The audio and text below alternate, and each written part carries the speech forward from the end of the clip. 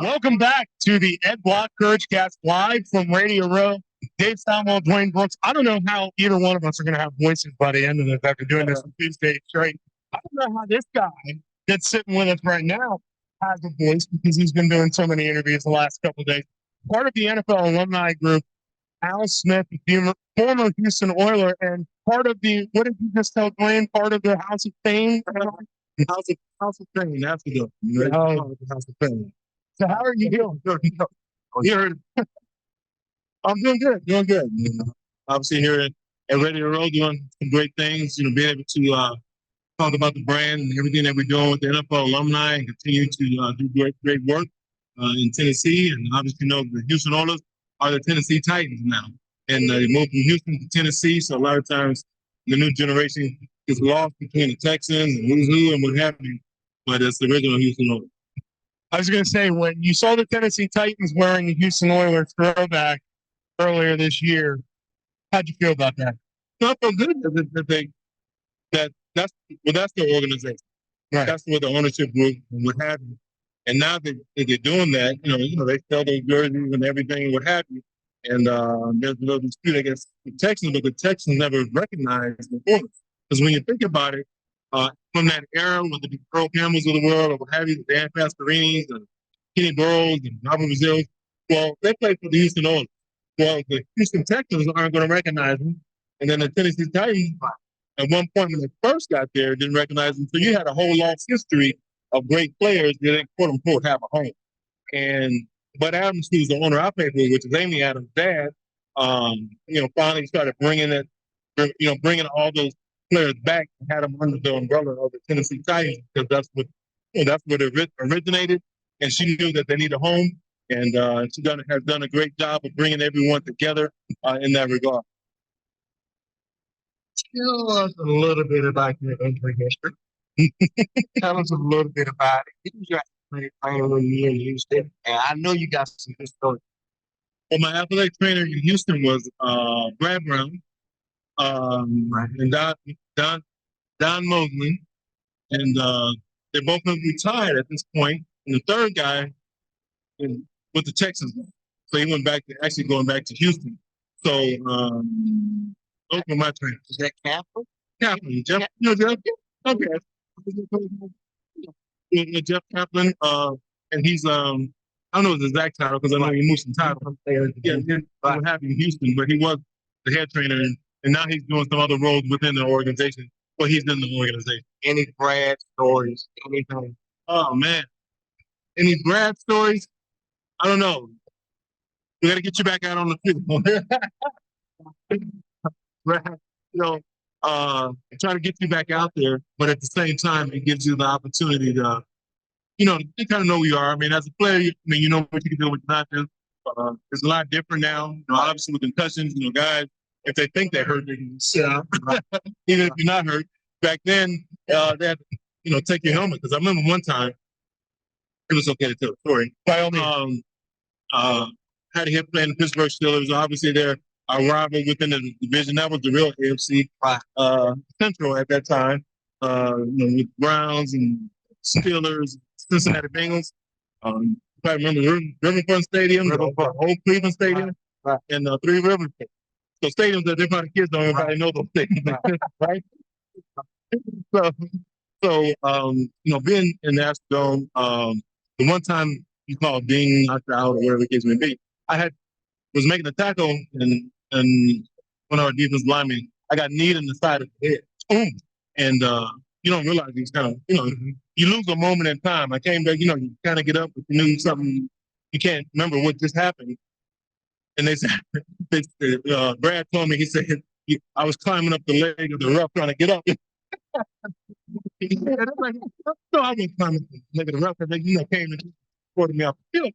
And I said, I'm good, I'm going to give my helmet. Well, Brad's helmet, he hit my helmet, well, I couldn't find my helmet. No, we're not going to let you go back in. And, right now, because I guess I went through a few tests or whatever, but it was a moment in time that I can't remember, but it was a neat. When I looked at the film, I saw it, and I was making a tackle where the guy was just running and wild, his knee caught me in the side, in the temple. And it's amazing how that worked out with Brad. was the one that kind of hit my helmet and kind of, made it a joke how I was climbing up the whatever I could get to get up, I was grabbing. But I guess the referee was right next to me. How different when you watch the NFL today in your eyes is the game from when you played in it?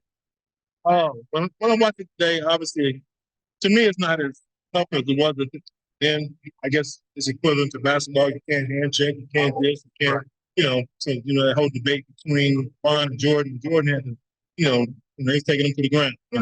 Bron loses his mind to the ground. But the thing about it on the football side is the physicality, the hits. Now you have to worry about how to tackle a guy. There's a proper way, but at the same time, you can't have a defender be thinking too much because the next thing you know, you're gonna hurt yourself trying to keep from getting it done. So there's a fine line between that, and I think that's why tackling is so bad today. You don't practice as much, you don't hit as much, you don't tackle as much, and when the game comes, you see the fuck, you can see it. You're like, well, grabbing. You don't see full body tackles or form tackles anymore. All you get is drag down arm tackles, and that's why you see all these big runs. You're like, but at the same time, it's not an art. I think tackling was my livelihood. I took it very seriously because you know how you have tackles being charted. Well, I had a chart and missed tackles. I was only allowed a certain amount of missed tackles a year, and over a 16 game period, I had can't miss more than 10 tackles. That's over 1,000 plays. So you have to have a standard for yourself because I had, a person had 10 tackles, but how many missed 5? Well, to me, that's not, Doesn't balance out right. Sound right. But all you hear is you made 10 tackles. Right. How many you missed? So, the game has changed in that regard. Physicality, I think the preparation, I don't think guys put the same study time and effort in and as they did back in the day because we get cut. The money wasn't as great, and you always had to be like if you're an all pro or pro bowler, you had to do it again before you can get compensated. Now I have a few good games and think that he get that big thing. So it's just consistent. Did you play with Earl? Earl was leading point. Yeah, Earl was before me. As I was coming in, Earl had retired a few years before. He's the toughest running back. Our biggest challenge. Well, the biggest challenge I always had was Barry Sanders. Barry Sanders, short, powerful, great, low center of gravity, can change directions on a dime. Hard to see him, and he was a game breaker. I'll take him over the big backs. Obviously you have the big backs, and whether it be the tall backs, Eric Dickerson, the prettiest one, if you want to call it that, because you want to, as you chase him, you like, he was like a machine. Going through the line, and as he raised up, that 6'3" thing and those goggles, and so there's a lot of great running backs, but the hardest to tackle is Barry. I was going to say, that was going to be my follow-up question is it harder to tackle the smaller, shiftier backs or the big bruisers? And you played in the era of the bigger bruiser than what we see today with more of the shifty, smaller backs. I would rather take the big bruising back over the Barry Sanders type because there's one move and go, and you're able to create your angles. But Barry, no matter what kind of angle, he can beat whatever angle you have. It was like geometry. Football is like geometry. It's angle, and the better you are at that, and the more you understand that, and the more you know what a running back is going to be as opposed to where he is, gives you the opportunity to give you the best opportunity to get it. All right, Al, we got 2 more questions. Wayne's going to ask you one, which is your favorite question you've been asking everybody here today. Well, it's been a long time. What would you make welcome? Welcome to the NFL moments. Well, when you look at it, went through a lot of tough, lot of tough players, but my teammates, the teammates that I had, you got to remember, just real quick, that on the offensive line, 2 Hall of Famers, first round draft picks across the board, a Hall of Fame quarterback, Pro Bowl wide receiver, Heisman Trophy running back, 4 defensive linemen, double-digit sacks, the tackles and the ends, double-digit sacks. They're going for the passer. The one-on-one battles in practice made it so easy in the game. And one of the hardest hits I had, I don't know if you remember offensive linemen like William Roberts, Terry Long to the Steelers. He was a former wrestler. And I hit a lot of guys.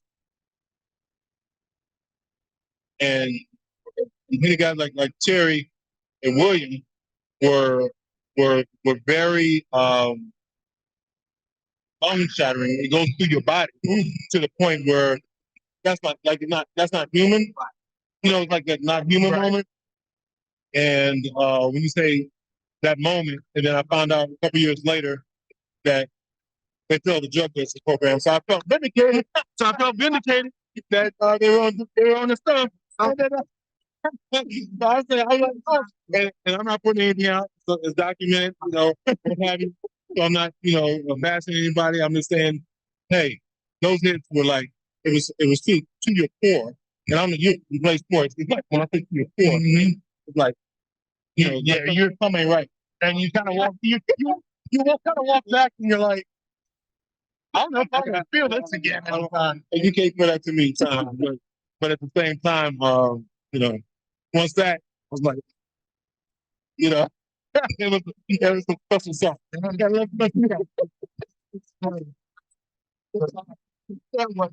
wasn't normal. And I felt vindicated. But when you say welcome, I mean that was like some of the hardest hits that I ever took. And we had to take on linemen. It wasn't like running around blocks and dropping the hash. We had to do man to man. We had Buddy Ryan, we had 46 defense, we had attack defense. Had Jerry Glanville coming out. I remember Jerry Glanville. Now I'm going to date myself a little bit because I remember him not as a coach, but I remember when he was on attacking NFL back in the day. But I'm a little younger than both of you guys. Oh yeah, he's a character. Obviously in the building, right?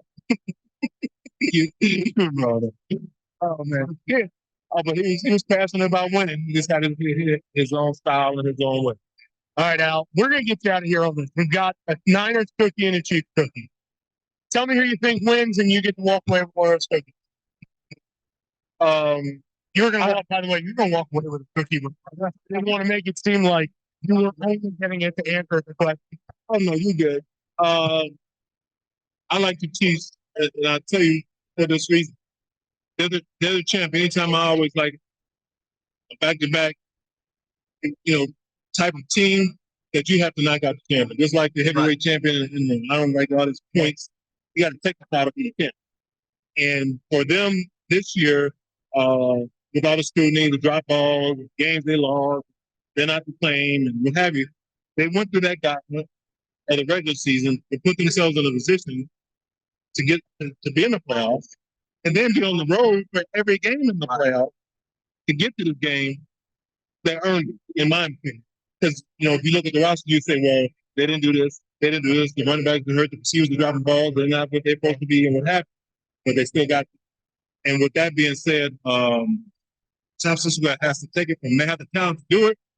It's going to be interesting to see how some of these guys react on the bright lights. But Kansas City has been there, so I would say Kansas City until you take it. This is a lot of fun.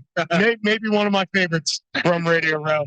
Our pleasure, Al. By the way, I didn't even mention he's got the big ring on right there on the finger. That's a little bling for everybody at home. Well, I definitely appreciate you and everything. We didn't get a chance to talk about the NFL Alumni Association, but at the same time, we did some great work in the community, caring for our home, caring for kids, and caring for community. Where can people go to learn more information? Well, with our campaigns, what we're doing, they can go to NFL Alumni, NFLalumni.org, or they can go to NFL Alumni GearUp.org, with our Gear Up campaigns, we partner as far as giving, providing health services and to underserved communities and going out into communities and giving them the opportunity to be served on the medical side to where they have these resources, whether it be dental, vaccinations, flu shots, whatever the case may be, to communities who aren't able to have access to those things. Not telling them what to do, but giving them access to these things that they choose. All right, you heard it here. Our friend, I'm calling you a friend. You guys are great. Yeah. I appreciate you, man. Our next Al Smith, more from Radio Row after this.